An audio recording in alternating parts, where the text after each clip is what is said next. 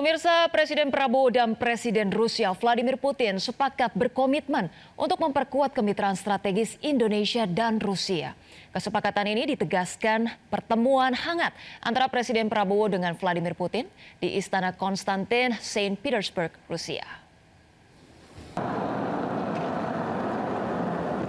Dalam kunjungan kenegaraan ke Rusia, Presiden Prabowo membicarakan kerjasama Indonesia-Rusia sebagai momentum peringatan 75 tahun hubungan diplomatik Indonesia-Rusia.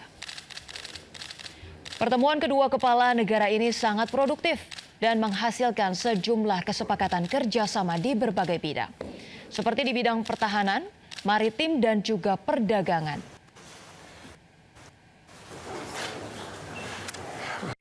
Di semua bidang ekonomi, kerjasama teknis, perdagangan, investasi, pertanian, semua telah mengalami peningkatan yang berarti. Sebagai contoh, pada pertemuan bulan Juli 2024 lalu, Presiden Putin menyampaikan keinginan membuka penerbangan langsung Rusia-Indonesia. Sekarang penerbangan terbesar Rusia terbang 3 kali dalam 1 minggu, Moskow, Bali. Kemudian dalam musim dingin 4 kali dalam 1 minggu.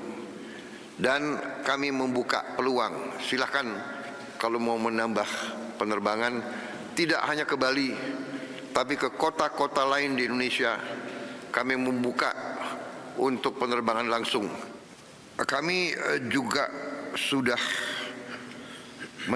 mencapai banyak persetujuan baru, dan terutama kami ingin meningkatkan jumlah anak-anak muda Indonesia untuk belajar di Rusia dengan beasiswa dari pemerintah Indonesia. Индонезия – один из наших ключевых партнеров в Азиатско-Тихоокеанском регионе. Наши отношения носят обоюдовыгодный характер и стабильно развиваются на основе давних добрых традиций, дружбы и взаимопомощи. Masih dari Marunda Cilincing, Jakarta Utara, pemirsa, lautan busa yang diduga berasal dari limbah rumah tangga memenuhi aliran kanal Banjir Timur. Kondisi ini meresahkan para nelayan lantaran sulit mendapatkan ikan.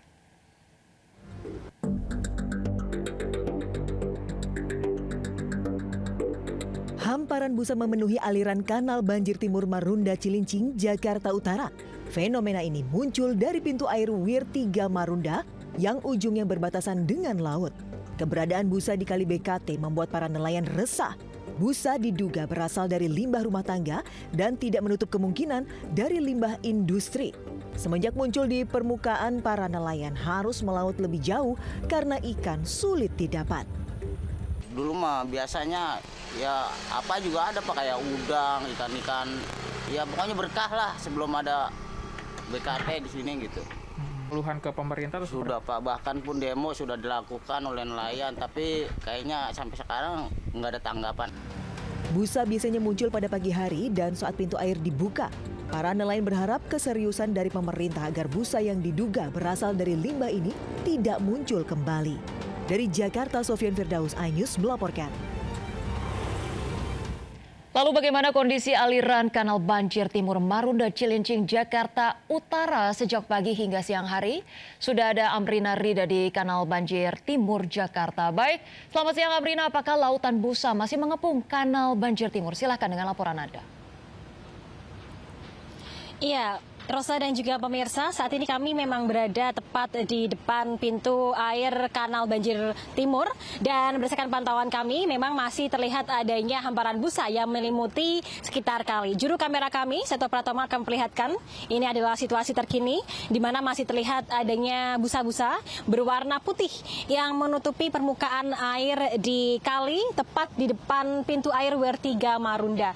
Dan untuk busa ini pun juga warnanya cukup bervariasi karena ada yang berwarna coklat juga dikarenakan terkena ataupun juga sudah menyatu dengan adanya limbah-limbah sampah di sekitar kali ini. Berdasarkan penuturan warga, untuk busa-busa ini berasal dari limbah industri dan juga limbah rumah tangga. Dan dari warga sendiri tadi Rosa menyebutkan ataupun juga bercerita kepada saya, apabila memang situasi untuk busanya ini masih tebal ataupun juga cukup tebal, ini untuk busa-busa ini cukup meresahkan karena seringkali bertebaran hingga ke area jalan di sekitar Kanal Banjir Timur dan mengganggu aktivitas mereka. Karena apabila busa-busa ini terkena kulit, maka akan menyebabkan kulit ini terasa gatal. Namun kalau memang kami berada langsung di lokasi, untuk busa-busa ini memang tidak menyebabkan ataupun juga tidak menimbulkan aroma yang menyengat ataupun juga aroma yang mengganggu. Selain warga ataupun juga masyarakat yang terdampak akibat busa ini adalah para nelayan, karena mereka harus melayar lebih jauh untuk mencari ikan dan itu berdampak pada modal yang harus mereka keluarkan ini jauh lebih besar dibandingkan yang biasanya, Rosa. Tentunya ada harapan besar dari warga dan juga para nelayan agar fenomena hamparan busa limbah industri dan juga limbah rumah tangga ini bisa diselesaikan oleh pemerintah sehingga mereka bisa beraktivitas dengan normal kembali. Rosa, kembali ke Anda. Baik, terima kasih Amrina Rida melaporkan langsung dari Jakarta Utara. Selamat bertugas kembali. Baik pemirsa, eksekusi sebuah rumah di Surabaya, Jawa Timur ricuh. Aksi saling dorong terjadi antara polisi dan anggota ormas yang menghalangi proses eksekusi.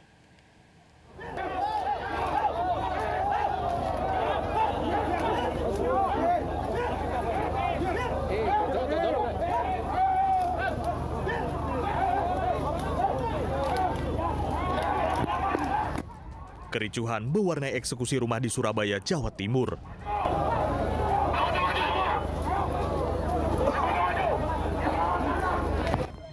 Aksi saling dorong terjadi antara aparat kepolisian dengan ratusan anggota ormas di lokasi eksekusi. Polisi mendorong mundur ormas yang mengadang jalannya eksekusi. Seorang pria pun melawan saat dihadang aparat kepolisian.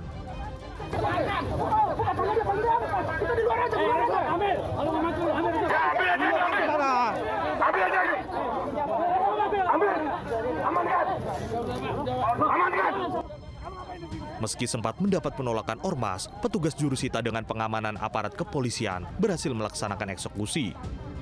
Sengketa rumah ini terjadi antara pihak penghuni rumah bernama Trikumala Dewi selaku termohon eksekusi dengan Handoko Wibisono selaku pemohon eksekusi. Proses eksekusi rumah di Jalan Dr. Sutomo, Surabaya ini sempat tertunda 2 kali karena penghuni melawan dan menggandeng ormas. Dari Surabaya, Hari Tambayong, iNews melaporkan. Pemirsa, orang tua murid calon siswa baru berunjuk rasa di depan SMA Negeri 3 Cikarang Utara, Bekasi, Jawa Barat. Mereka memprotes seleksi penerimaan siswa baru yang dianggap tidak adil.